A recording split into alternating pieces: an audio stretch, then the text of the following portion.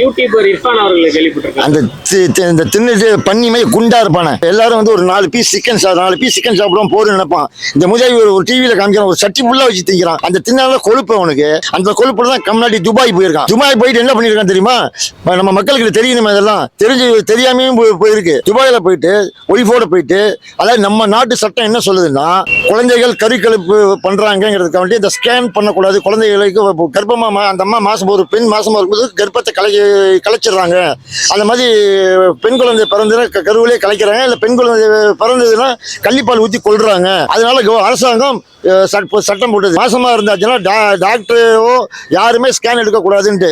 இவன் இங்கேருந்து துபாய் போயிட்டு, துபாயில ஆஸ்பத்திரியில போய் ஒய்ஃபுக்கு ஸ்கேன் பண்ணி பார்த்துட்டு, அது பெண் குழந்தை ஆண் குழந்தையான்னு பார்த்துட்டு, அதை வந்து நீ பார்த்த உங்களுக்கு அந்த நாட்டு சட்டம் அங்க பாக்குற ரைட்டு. உங்க இங்க வந்து ஏன்டா காமிக்கிற? இதுல இப்ப என்ன ஆகும் கேட்டீங்கன்னா, வசதி இல்லாம விட்டுருங்க. வசதி இருக்கிறவன் இருக்கான் பாருங்க, அவனுக்கு குழந்தைய பிறக்கல. எனக்கு தெரிஞ்சு பாத்தீங்கன்னா ஏழையா இருப்பான், அவனுக்கு 5-6 குழந்தை இருக்கும். பெரிய கோடியா சம்பாதிச்சிருப்பான், அவனுக்கு குழந்தையே இருக்காது. அந்த அம்மா கோயிலா சுத்தி போகாத இடம் இல்லாம, போகாத டாக்டர் இல்லாம கிட்டத்தட்ட 7-8-10 வருஷம் கழித்து குழந்தை பிறந்த மாசமா இருந்திருப்பாங்க.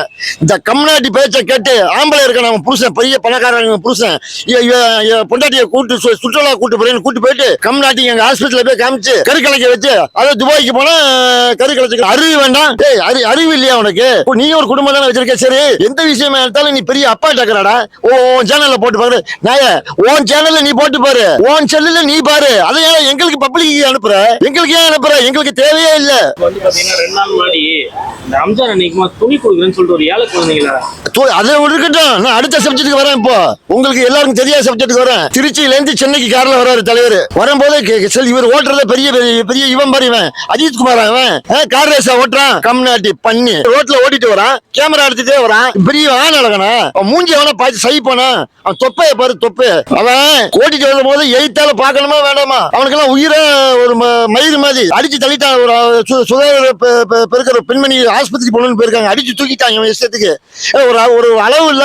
இதே சாமானிய மனுஷன் செஞ்சா விட்டுருவீங்களா? துபாயில போயிட்டு வந்து அவன் எவ்வளவு ஜவுடால பேட்டி கொடுக்குறான் பாரு, அவன் சேனல்ல பேட்டி கொடுக்குறான். எப்படி அரசாங்கம் விட்டுச்சு? அரசு எப்படி விட்டுச்சு? 2வது கார் உயிர் அவ்வளவு ஈஸியா, அவனுக்கு உயிர் எவ்வளவு ஈஸியா? அப்புறம் பெண்கள் நாட்டின் கண்கள், பெண்கள் ஏதோ முக்கியத்துவம். ஒரு பெண்ணு செத்து போயிட்டா அந்த கேஸை சூடு இல்லாம பண்ணிட்டீங்க.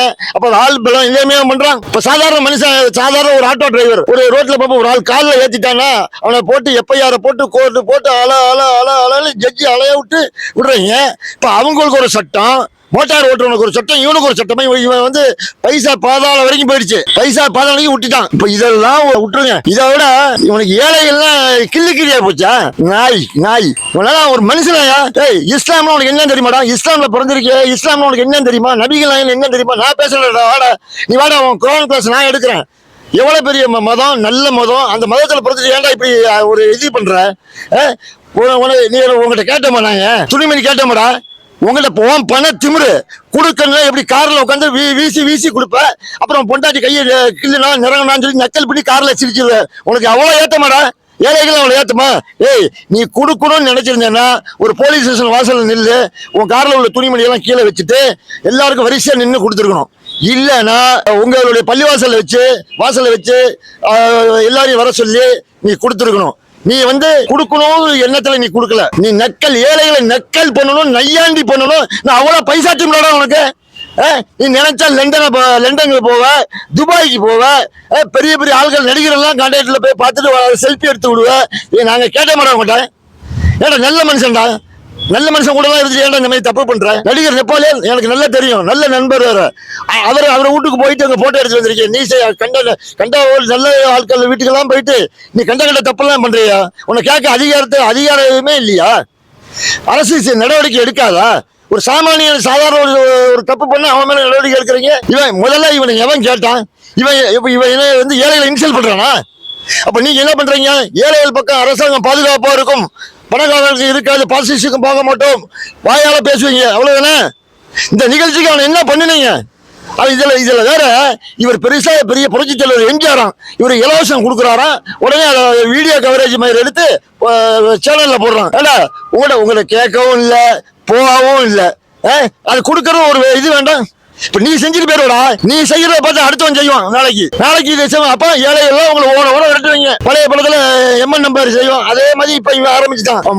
அவனெல்லாம் ஏடா இது நீ வந்தையா, ஒரு இடத்துல உட்காந்து குடிச்சியா இல்ல. இதுல வேற இவர் சாப்பிடுறத வேற வீடியோ போட்டு காமிக்கிறாரு. அது சாப்பிடுற மாதிரியா இருக்கு. அவன் தொந்தியும் தொப்பையும் வச்சுக்கிட்டு ஏதோ இந்த மாடு அள்ளி போட்டு திங்குமே அது மாதிரி திங்கிறான் ஒரு ஜென்மம். இவன் கையால வாங்கினா முதல்ல அந்த துணிமணி இது வேஷ்டி இது லுங்கி கொடுத்தா, அதுக்கப்புறம் சேலை கொடுக்குறான். சரி உன்ட்டு எவன் கேட்டான்? நீ செஞ்ச பாவ காசை கொண்டு போய் அடுத்த கொடுக்குற. இப்ப செஞ்ச பாவியா இவன் சர்வே பண்றேன். ஒவ்வொரு கடைக்கும் போயிட்டு சீல் வச்ச கடையை ஓபன் பண்ணிருக்கான். பிரியாணியில புழு சீல் பண்ணிட்டு போயிருக்காங்க. அடுத்த வருது அதுல ஒண்ணுமே இல்லைன்னு ஓபன் பண்றான். இவன் சர்வேர் அவன். இவன் எல்லாம் செலவு பண்ண முடியுமா?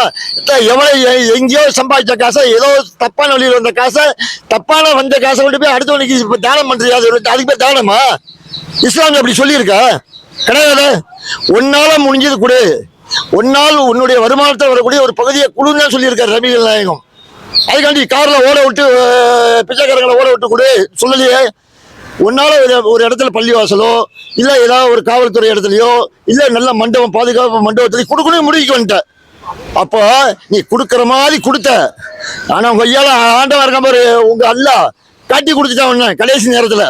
நீ கார்ல போகும்போது பண்ணி உன் லீலை நீயே மாட்டிக்கிட்ட. சிரிச்சுட்டு வேற கடையில போறேன், அவங்க ஓட விடுறாங்க, சேலை வாங்க கொடுக்குற மாதிரி கொடுத்து அவங்களை ஓட விரட்டுற.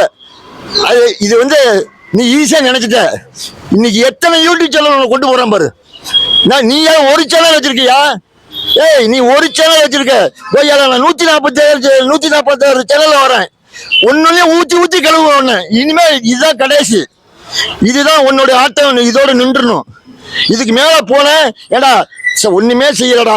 சாதாரண ஒரு பேச்சுதான் சவுக்கு சங்கரு. அவங்க அம்மா வீட்டுக்கு கொண்டு போய் ஆய மலம் பண்ணி போட்டாங்க.